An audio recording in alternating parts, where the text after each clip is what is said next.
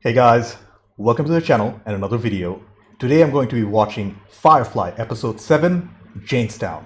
The last episode was fantastic and probably was my favorite episode so far. Although there wasn't too much storytelling in that one, it felt more intimate. That made even more sense after learning that it was written by Joss Whedon himself. We got clear evidence that Mal and Inara have feelings for each other, and it also cemented the Serenity family as a whole too. This episode is called Jaynestown. I have no idea about the plot, but if I had to guess, it obviously has something to do with Jayne. So far, Jayne has been my least favorite character or crew member, since he's been written mostly as one-dimensional. I haven't written him off though, and I hope we actually get to see some background on him, which will definitely help flesh out this character. But before we get into it, to help support the channel, I have a Patreon page for full-length reviews and reactions to this show and over 130 movies, TV shows, early access, and weekly polls for what to watch next. You'll need your own copy to watch along. The link's in the description below, by the way. Please consider being a patron. Please subscribe to the channel. Click that bell icon for instant notifications. Do check out my other videos. Like if you like this video, dislike it if you didn't. With all that being said, let's get started. Firefly, episode 7, Whedon. Let's go! I use swear words like anybody else. Oh, really? He's all proper and cultured. Don't let Mal get you into too much trouble while I'm gone. Fine, Al. Have good sex. Look at Simon's face. What? He doesn't know what to say. Jayne. You're like a trained ape without the training. So just an ape? Oh, listen, Mel, I was in Kent a few years back. I might have made me a few enemies thereabouts. So. Enemies? Man, that's a decent CGI. Disengaging. And I think Inara is going to meet up with a client. Yep, her shuttle's separating. I vote we do this job really fast. Good call, Wash. We go in, make contact, easy peasy. I'm not going that far, Doctor, and you might maybe make yourself useful. Come again? Jayne with his heavy disguise. I'm looking to buy some mud. Well then! I'm sure the foreman has some things need attending. Why don't we wander a bit, take a look at the operation, then you can figure on whether we get an account here. Yes? Come to see me when you're through. Who are you supposed to be anyway? You haven't been here in years, Jayne. You really think you need that get-up? No one's gonna remember you. They have a statue of him. Son of a bitch. So they do remember him, but in a good way? That's interesting. Jayne, you want to tell me? Mel, I got no rotten idea. They're all awestruck. I think they captured him, though. You know, captured his essence. Looks sort of angry, don't he? That's kind of what I meant. Everywhere I go, his eyes keep following me. Come on, Gorilla, we got a job. I crossed the magistrate of this company town. Understand? He ain't exactly a forgiving sort of guy. Magistrate Higgins, I presume. You may. And we're cutting to Inara's story. What are we up to, sweetheart? Fixing your Bible. Fixing the Bible? You can't. So we'll integrate non-progressional evolution theory with God's creation of Eden. How? 11 inherent metaphoric parallels already there. They're in direct contradiction to each other. Baby, you don't fix the Bible. It's broken. It doesn't make sense. Well, it doesn't have to, for some people. It's about faith. You don't fix faith, River. From the ancient Egyptians. Back on Earth it was. There are that was. Shake your head, boy. Your eyes are stuck.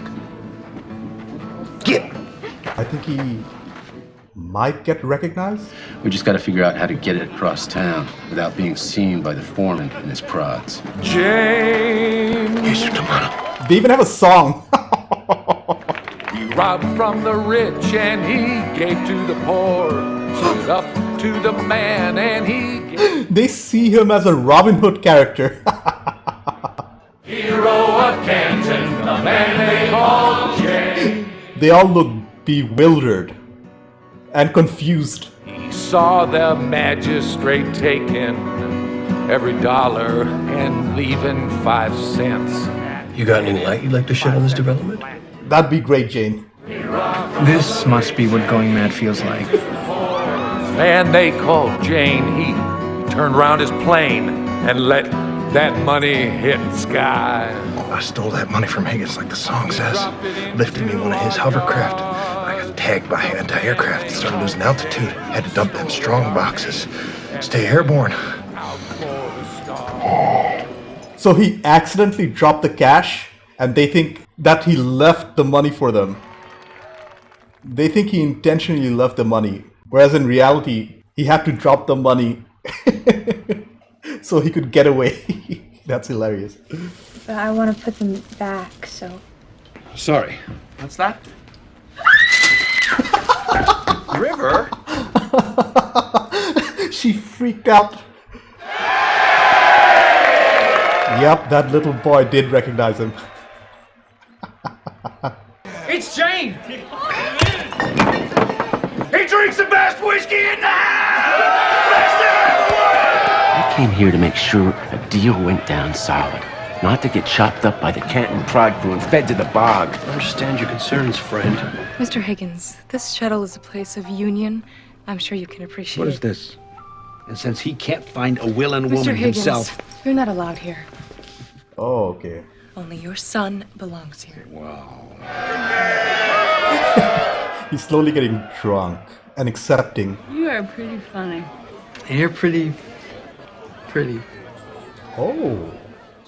We knew that Kaylee had kind of a crush on Simon, but this is the first time Simon is acknowledging it. Especially when you're covered in engine grease. It's time to get out of this nut house. Things are going so well. I suppose. I No, really, said things are going well. Oh, well. Why don't you and Simon hang around and keep an eye on him for me? Good man. This is what I mean. Mal is a good person at heart. River? Too much hair. Is that it? He's putting the hair away now. Doesn't matter. We'll still be there. Waiting. We talked a few pillars of the murder community into having a little Jayne Day celebration in Town Square tomorrow. I'm with you, Wash. It is embarrassing. I can imagine. Companions choose the people they're to be with very carefully. For example, if your father had asked me to come here for him, I wouldn't have. But you're different from him. The more you accept that, the stronger you'll become. You can tell this show was aiming for young adults, as well as adults as well. There's some good lessons to be learned here. So in the end, he just called it a bonus. It's one hell of a bonus. I can't believe you're back. How could I stay away? Jayne Cobb's come back. Oh, that's not good. Dude. He probably has a grudge against Jayne. You keep me in that box 4 years. You give me a loaded gun. I'm not the one who partnered up with you and then turned on you when his plan went south. How high up was that shuttle when he pushed you out? Oh. Oh? Nothing happened. No, I would never. Not with Kaylee. Ouch. What do you mean not with me? Where are you going? I'm going with you. I don't think so. It's about the time for a civilized person to have his breakfast. Mm-hmm. You deserve that, Simon, dude. I just thought I'd feel different. Aren't I supposed to be a man now? Oh. His father was probably hyping it up. You think we should be using my fame to hoodwink folks? Better laugh when you say that. No, really, Mal, I mean. Now he's feeling bad. I think I really made a difference in their lives. A criminal hearing? Yeah, my father's ordered me to attend. He stole a ton of money from my dad and gave it to the poor, to my father's workers. Well, he's back. Apparently, he landed here yesterday. Yesterday? Oh, no. Inara's putting two and two together now. I know this man. He can never just let things go. She thinks that he's talking about Mal, not Jayne. You mean you actually know Jayne? Jayne? Jayne Cobb? You're talking about Jayne Cobb? Yes, Jayne Cobb, the hero of Canton. The only person I ever saw who stood up to my father. Where's that no-good reptile? Oh, good for you, dude. It shows Simon has loyalty for the crew as well. They love their boy. Just drive by nice and slow. And they're sneaking past with the contraband. Whatever it is, by the way, we don't know exactly. Clay, most likely. I love the framing here with his statue in the background. Well, hey there, Jayne. I think he's going to get exposed now. We dumped the fuel reserve, dumped the life support, hell, we even dumped the seats. And there's Jayne, the money, and me. There was no way he was gonna drop that money. He did. For 6 months we run together, he turned me out before I could scream. You'd have done the same.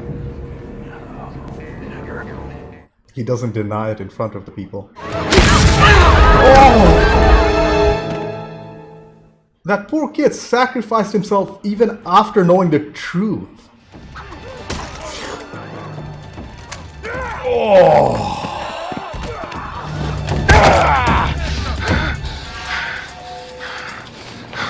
Get up, you stupid piece of... What'd you do that for? What's wrong with you? Did you hear a word he said? Yeah, I like Jayne more now than I did the last couple of episodes.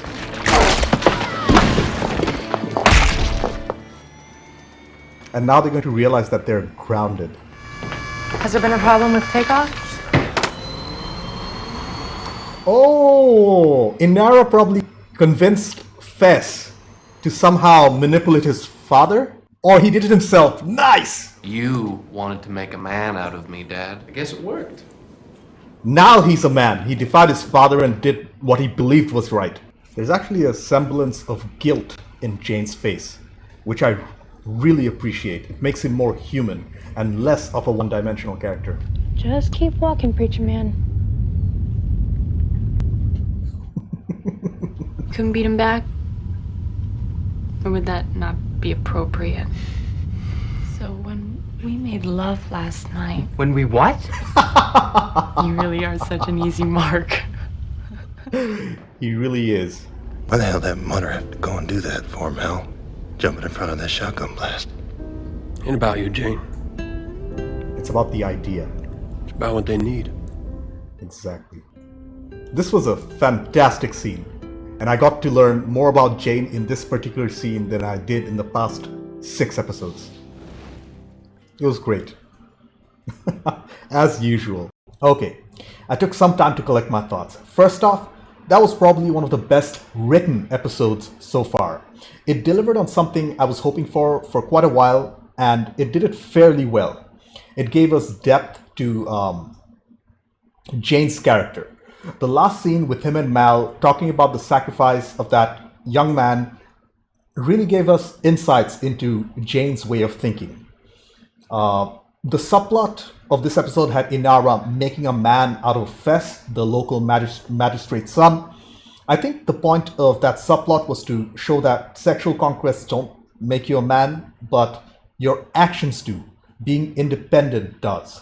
And that's exactly what Fess ends up doing, defying his father by letting the serenity go, and makes a man of himself at the end.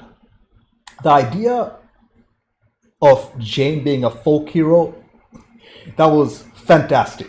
It was completely unexpected, and the reaction from the entire crew was also stellar. They all looked flabbergasted and confused, which was the basis of a lot of humor in this episode. I also liked the fact that despite finding out about Jayne's true intentions, that he accidentally threw the money away, and he threw that dude, I think his name was Stitch. The town is still most likely going to put up his statue again. At the end, it was about hope for the underprivileged townspeople. Jayne, as a man, he's fallible. But the idea of Jayne, the idea of hope more specifically, is exactly the opposite. It's infallible. It gives the people of Canton a reason to go on with their lives despite their misery. Overall, Jaynestown was, again, one of the best written episodes so far. Not only did it make Jayne more than a one-dimensional character, he was almost self-reflective at the end. It also explores the idea of hope and the fallibility of heroes as they are only human like you or me. The subplot of Inara and Fess also had a lesson on being a man. This episode had an unexpected narrative depth, and I hope to see more episodes like this one. Anyways, thank you for watching. I have a Patreon page. Consider being a patron. Subscribe to the channel. Click that bell icon for instant notifications. Do check out my other videos. Like if you like this video, dislike it if you didn't. I will see you in the next one. Bye.